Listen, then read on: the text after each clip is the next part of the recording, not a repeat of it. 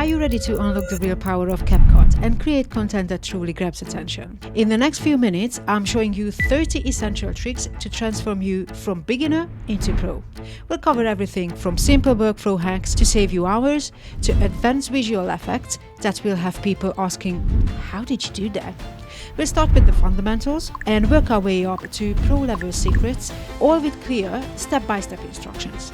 I'm Dina and I'm here to help you master CapCut the easy way. If you're ready to edit faster, smarter and more creatively, let's jump into it. Sometimes editing feels heavier than it should. The footage is fine, the computer is fine, but playback still isn't smooth. Most of the time it's just a preview quality settings. Above the timeline, there's a playback quality control. Open that panel and choose a lower preview resolution if things start slowing down. It only affects how the video looks while you're editing, not the final export. If your machine handles it comfortably, medium or high usually looks nicer while working. If playback struggles, dropping down to a lower setting makes the timeline run much smoother. It's basically a performance switch you can adjust whenever a project gets demanding. If you're working with heavier footage and your timeline starts struggling, instead of forcing your computer to handle full resolution clips while editing, you can switch on proxies. Go to details, then modify, and inside the performance section, you'll see the proxy option. Turn that on and set the resolution.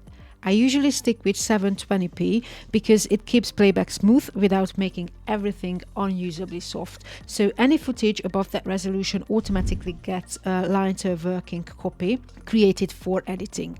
Don't worry, you're still exporting the full quality later. This only affects how smooth your editing experience feels. To make this a permanent change, go to CapCut menu here, go to settings and then the performance tab. Enable proxies there. If you have Windows, you need to click out of this project and open settings here in the top right corner and click on settings there. From here the steps are the exact same, so click on performance tab and enable proxies and save it. From now on, every new project will use proxies automatically, which keeps your workflow consistent and far less frustrating. This one setting keeps the whole timeline organized without constant fixing afterwards. It's the auto-snapping and track linkage controls sitting above the timeline. You can toggle them directly there or open the drop-down settings panel for more options. What this does is simple. Anything layered above your main clip, text, overlay, sound effects, stay attached to it. So when you move the main clip, everything travels together instead of falling out of sync. Now, when you need to insert something in the middle of your edit, temporarily disable the track magnet, just like that. And then it lets you slide clips apart without everything snapping back. Create the space, drop in the new footage, then switch the magnet back on. Everything locks neatly back into place without messing up your arrangement. It saves a surprising amount of cleanup time when projects get busy. This is one of those quick workflow tweaks that saves lots of time when you need vertical content from horizontal footage. No re-editing from scratch, just reshape what you already have. Video clip on the timeline, go down to the ratio button and switch to 9:16. That instantly converts the canvas into a vertical format, perfect for Reels, Shorts or TikTok. After that, select the clip itself and simply scale it up so it fills the frame. Just like that.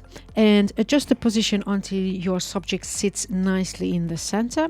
Once you confirm it, your widescreen video is now properly framed as a vertical short without needing a brand new edit. If you're editing vertical content, Reels, Shorts, TikToks, working in the normal widescreen preview can feel a bit cramped. You're basically designing for a tall frame inside a video window, which isn't ideal. CapCut actually has a vertical editing view for this. Just click the preview layout option and switch it to vertical. Your player window shifts to a tall format, giving you a much clearer, larger preview of how your video will actually look on the phone. It sounds small, but it makes positioning text, framing shots, and checking spacing way easier when you're working specifically for vertical platforms. Maybe you want a specific section from a video, not the whole thing, so take your play hand to the exact moment where that clip should start and press I on your keyboard. That sets your in point and everything before it is ignored. Then move to where you want to end and press O. Now you'll see that the rest of the timeline here fade out slightly, which just means it won't be exported. When you export, CapCut renders only that selected section, not the entire timeline. It keeps your workflow tidy. It works really well for those situations when you're pulling multiple shorts or reels from one longer edit. Background noise happens to everyone. Traffic outside, fan running, random room echo. The good news is CapCut has a built-in feature to fix all of this. Select your clip on the timeline, head over to the audio panel, then scroll across until you find noise reduction. There you go. Switch it on and CapCut will analyze the audio and soften those constant background sounds automatically. Just keeps expectations realistic. It won't magically erase loud music or chaotic environments, but for hums, lightroom noise, or subtle distractions, it does a solid job and helps your voice come through much cleaner. CapCut actually has a surprisingly big sound effect library built in, and it's one of those things beginners rarely use enough. Just go to the audio tab, open sound effects, and search whatever fits your edit. Simple touches work best. For example, a typing keyboard sound when text appears, or a soft camera shutter. So just go there, type in camera shutter.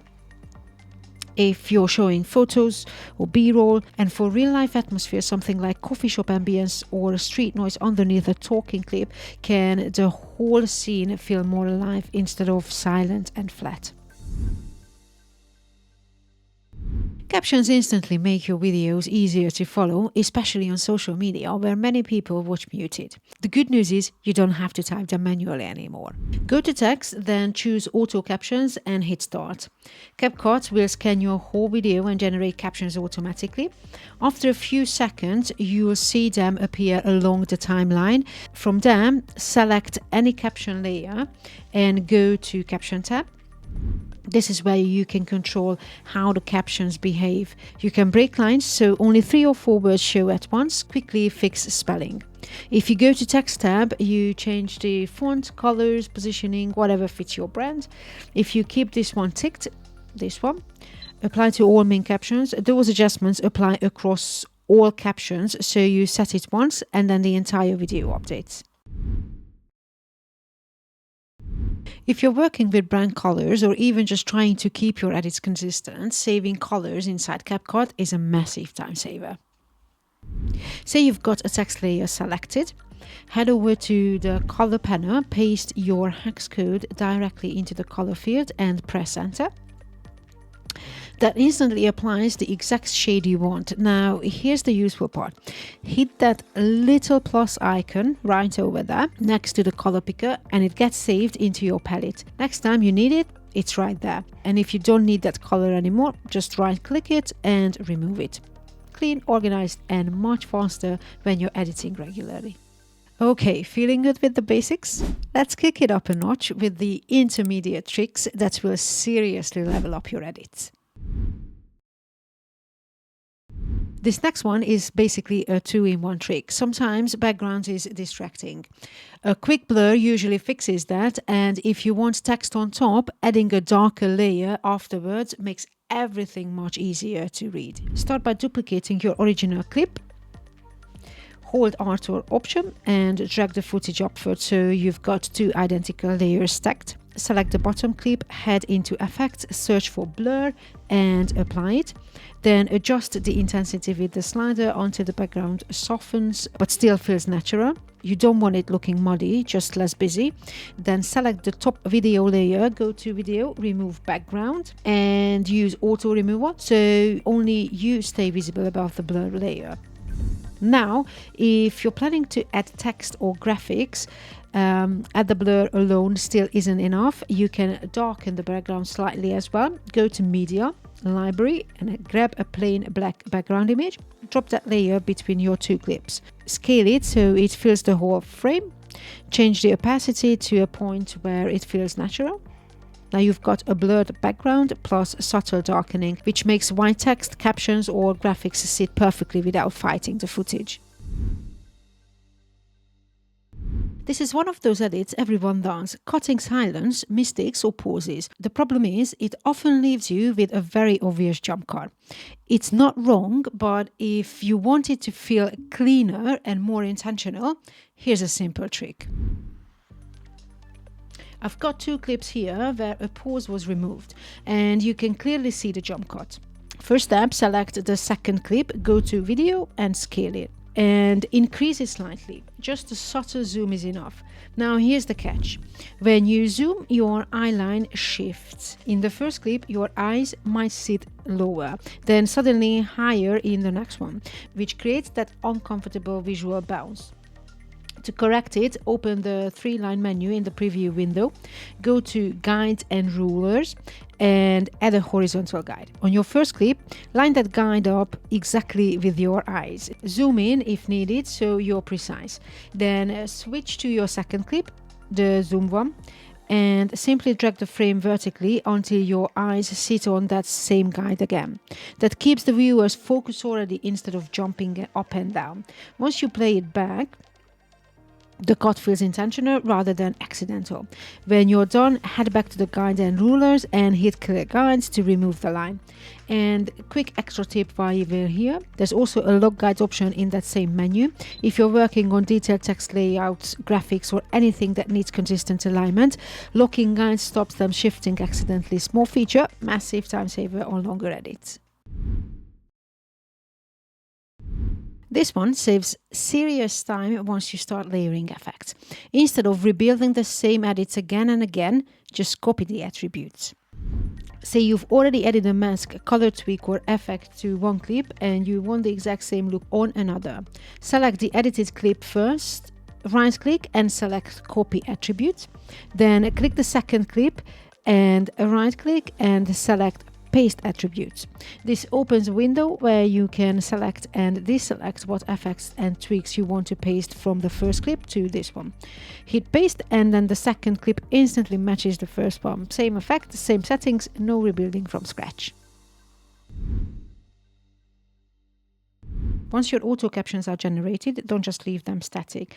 CapCut actually gives you a whole set of caption-specific animations that most people completely overlook. Click any caption layer, then head into animation. Unlike regular text, Caption unlock a dedicated caption animation section. These are designed to follow speech naturally, so they feel much smoother than standard text presets.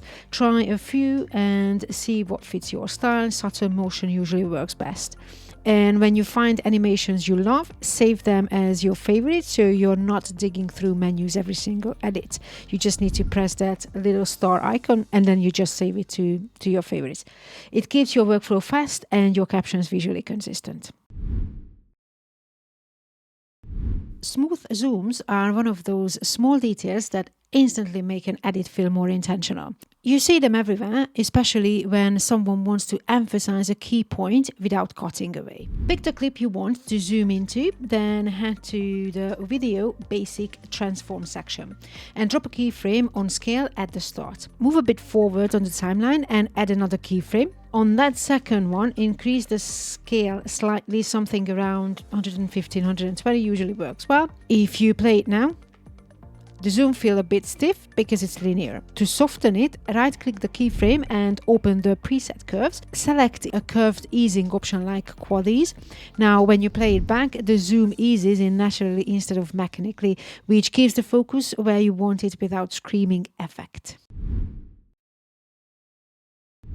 Sometimes a completely static tripod shot can feel a bit lifeless, even if the footage itself is good. A subtle digital move fixes that without reshooting anything. Select your clip and slightly increase the scale first, just enough so you've got room to move the frame without exposing the edges. Then place your playhead at the very beginning and add a transform keyframe. Now move the playhead towards the end of the clip and shift the frame gently to one side. You can drag it left or right depending on the direction you want the movement to go. When you play it back, it creates a soft pan effect, almost like a camera was slowly moving during filming. Done subtly, it adds energy without distracting from what's happening in the shot. Text animations instantly feel more polished when they have sound supporting them. Even a simple title landing on screen feels flat without audio. So once your text animation is in place, go to Audio, Sound Effects and search for something that fits the movement. For example, a gentle pop or swoosh can highlight a keyword. Drag the sound effect onto the timeline, right under the text layer. Line it up exactly where the animation starts and adjust the volume so it supports the visual rather than overpowering it. These tiny details don't scream for attention, but they quietly make the whole edit feel far more intentional and professional. So let's just play it back. And without the sound effect, you see the difference, don't you? Freeze frames work especially well when you want to suggest a photo moment inside a moving video. Let's say someone jumps, turns or laughs and it looks like a snapshot moment.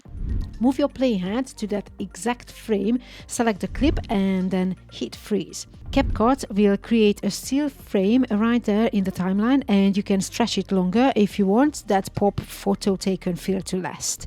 To sell the effect properly, drop in a camera shutter sound exactly where the freeze happens. Suddenly it feels intentional, like the action paused because a photo was taken, not because the edit glitched. It's simple, but it adds personality and makes the transition feel creative rather than technical. Adjustment layers are basically a global control strip. Instead of grading or tweaking every single clip one by one, you place one layer on top and it affects everything underneath it. Go to the Adjustment tab next to Filters, click the plus icon and you'll see that yellow adjustment layer appear on your timeline. Start by placing it just above one clip so you can clearly see what it does. Now select that adjustment layer, go into the color controls and push the saturation way up. You'll immediately see that single clip become a very vibrant, almost exaggerated. Nothing else changes yet because the layer only covers that clip. Here's where it gets powerful. Simply extend that adjustment layer across your other clips. As soon as it sits above them, they pick up the exact same color treatment instantly. One adjustment, multiple clips updated live. That's why editors rely on this so heavily. It keeps everything consistent and saves a ridiculous amount of time once your timelines get bigger. This is a great workflow once you start building reusable elements. Could be a branded intro, a call to action block, captions with styling, anything really. Start by stacking everything you want together, stickers, adjustment layers, video clips, text, sound effects, whatever belongs to that mini setup. Once it looks right, select all of it and create a compound clip that basically bundles everything into one master layer so it behaves as a single element. Now right click that compound clip and choose Save Preset. From here, go to Media, Yours, My Presets, and you'll see it's saved there. Drag it into any timeline whenever you need it, and here's the nice part. If you drop it back and want to tweak something, just undo the compound clip, so right click, undo compound clip, and all the original layers open back up for editing. Even if you close this project and start a completely new one, so let's just close everything off and then start a new one and bring that back, that preset stays saved and you can still undo the compound clip there as well. There you go. Right click, undo compound clip, it works perfectly. Alright, let's get into Pro mode. These final 10 tips are where great editors start separating themselves from everyone else. When you're cutting to music, guessing the beat wastes time and usually looks slightly off. CapCut can actually detect rhythm for you. Just select your music track in the timeline and then look for the beat detection option. It's just right here. You'll usually see choices like beats 1 and beats 2. Pick one and CapCut will analyze the audio automatically. Once it finishes, you'll notice some markers appearing across the track. Each marker represents a strong beat or rhythm change. Zoom into the timeline and you'll see them clearly. From there, simply snap your cuts, transitions or text moments to those markers. It keeps everything tight with the music and instantly makes edit feel more intentional and polished without you manually hunting for beats.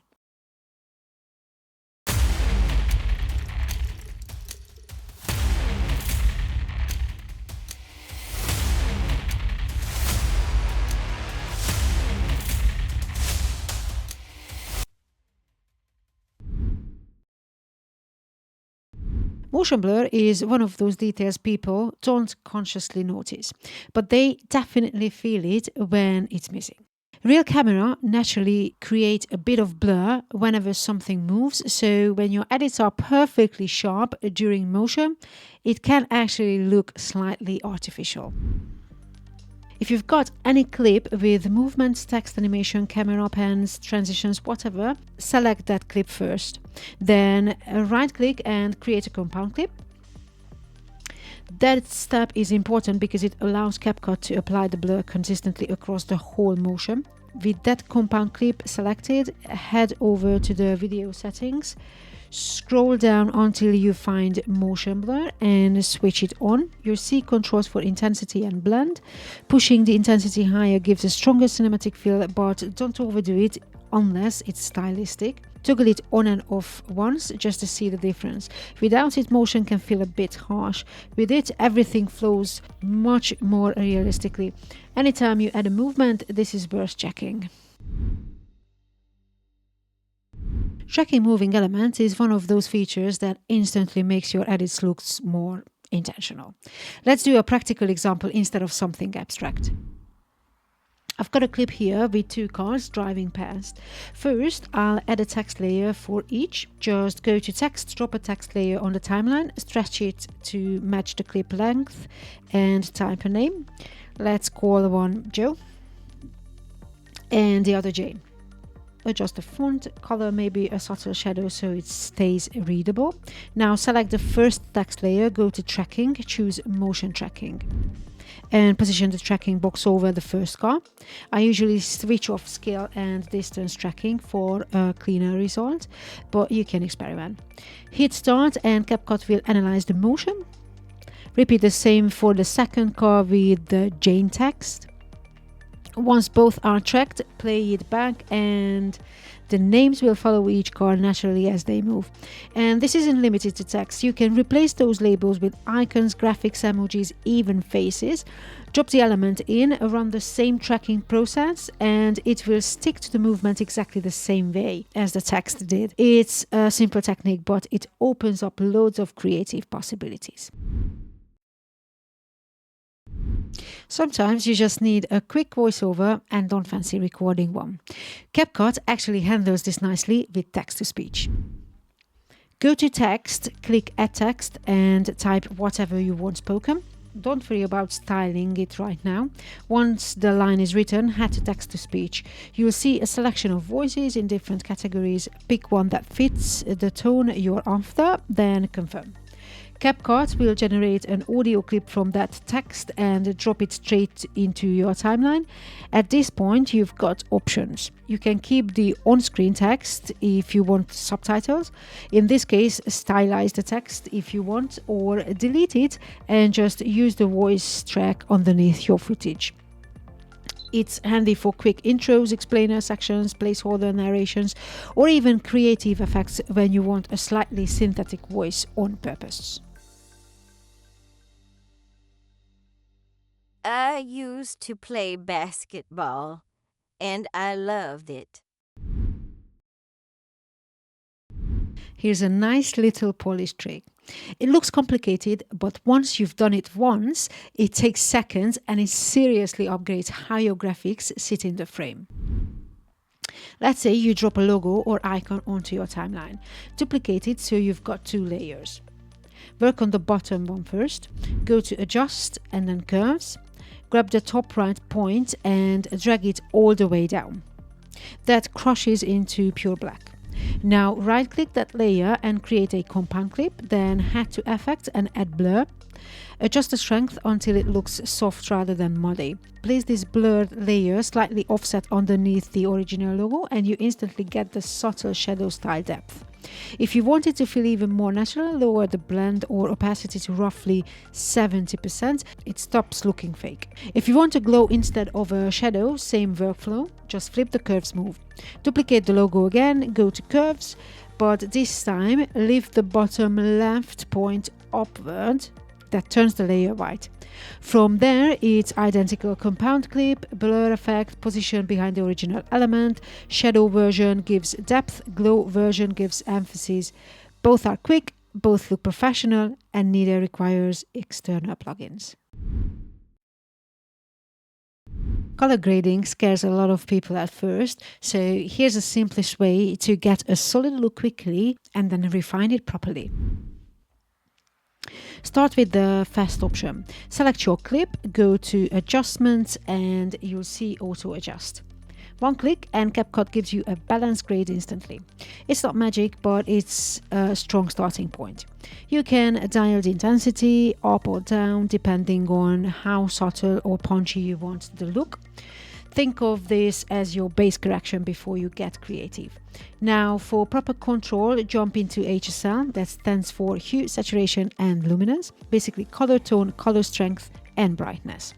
Instead of affecting the whole image, you can target individual colors. For example, if skin tones look too red, select the red or orange channel and gently reduce the saturation or tweak the luminance so it feels more natural. Or if there's a color light, a shirt or a background element you want to emphasize, increase the saturation just for that color. You can even shift the hue entirely, turning blues slightly teal, orange is warmer, whatever fits your style. So the workflow is simple. Auto adjust for a quick baseline, then HSL for precision. Fast results first, creative control second. This one is a serious time saver, especially when you're working with longer clips or reusable footage. Let's say you imported a full sequence, maybe B-roll or podcast segment or a long talking head clip, but you only want certain parts from it. Instead of manually cutting every single shoot, CapCut can do the heavy lifting for you. Right-click the clip on your timeline and choose Split Scenes. CapCut will analyze the footage and automatically detect all the natural cut points, then separate them into individual clips. From there, it becomes much cleaner to work. Just pick the section you actually want, drag those into your main edit and ignore the rest. It turns what could be a slow, repetitive job into something you can do in seconds. Video effects in CapCut are a fun one, but they are also genuinely useful when you want to shape the mood or add personality to your edit. Select your audio or video clip, head over to Audio tab, then open Voice Changer. From here, you'll see a bunch of different effects you can experiment with. For example, adding a bit of reverb can make your voice feel more spacious and dramatic, great for storytelling moments. If you're going for humor, something like a helium style voice instantly makes it playful. And if you want a stage vibe, try something like a music hall type effect. There are also character voices. Effects similar to E.T. or a chipmunk style tone can work nicely for creative edits, skits or quick comedic moments. Just adjust the strength so it fits your clip instead of overpowering it. And remember, it doesn't have to be spoken audio. You can apply these effects to sound effects as well, which can turn a simple noise into something much more stylized and cinematic.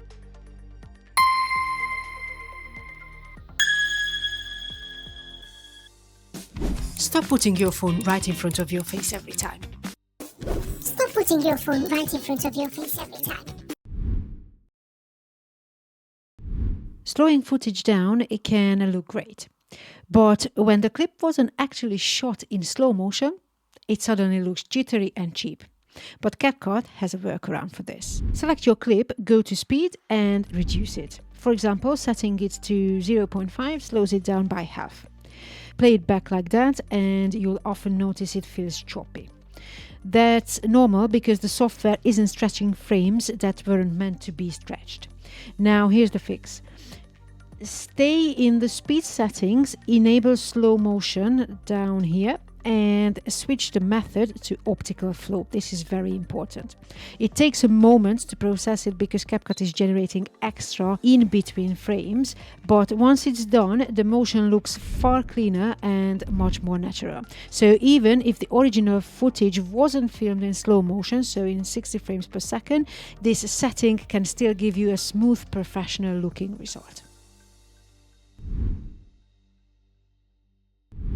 Keyframes get movement on screen, but graph presets are what make the movement feel professional. Without them, animation often look stiff or robotic, even if technically correct. Start by creating any animation with keyframes. Scale, position, opacity, anything works. Once you've got 2 or more keyframes in place, right-click the clip and open the graph or curve editor. You'll see the motion line there. Instead of leaving it linear, apply one of the preset curves. Something like an ease in or ease out immediately softens the movement so it accelerates and decelerates naturally. The difference is subtle but powerful. Linear motion feels mechanical. Curved motion feels intentional. Once you get comfortable with this, it becomes second nature. Almost every polish that it uses some form of firm adjustment, even when viewers don't consciously notice it.